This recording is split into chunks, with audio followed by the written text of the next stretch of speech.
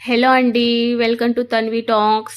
ఇవాళ ఈ వీడియోలో ఊతప్పం ఎలా చేసుకోవాలో చూపిస్తానండి. ఈ ఊతప్పానికి పిండి అనేది దోశ పిండి కంటే కూడా కొంచెం పలచగా కలుపుకోవాలన్నమాట. ముందుగా ఒక ప్యాన్ మీద బ్యాటర్ వేసుకొని వీడియోలో చూస్తున్నట్టుగా కొంచెం దోశ కంటే కూడా కొంచెం మందంగా పోసుకోవాలండి పిండి. దీని మీద సన్నగా కట్ చేసి పెట్టుకున్న ఉల్లిపాయ ముక్కలు వేసుకుందాము. వీడియోలో చూపిస్తున్నట్టుగా సన్నగా కట్ చేసుకోవాలండి ఉల్లిపాయలు.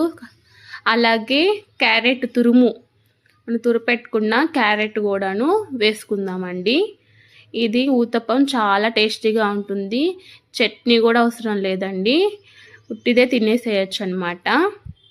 చూస్తున్నారు కదా, క్యారెట్ తురుము వేసుకొని దీంట్లోనే కొంచెం నల్ల కారం కూడాను పైన వేసుకుందామండి. చుట్టూ ఈవెన్గా కారం అనేది వేసుకోవాలన్నమాట. ఇది మీకు టేస్ట్ తగ్గట్టుగా కారం కూడా వేసుకుందామండి. సూపర్గా ఉంటుందండి. టేస్ట్ మట్టికి ఊతప్పం టేస్ట్ మట్టికి సూపర్ ఉంటుందన్నమాట. ఇట్లా చూపిస్తున్నట్టుగా కారం వేసుకొని అలాగే కాస్తంత ఆయిల్ వేసుకుని బాగా కాలనిద్దామండి. ఊతప్పాన్ని అయితే బాగా కొంచెం సేపు ఆయిల్లో బాగా ఫ్రై అవనిద్దాము.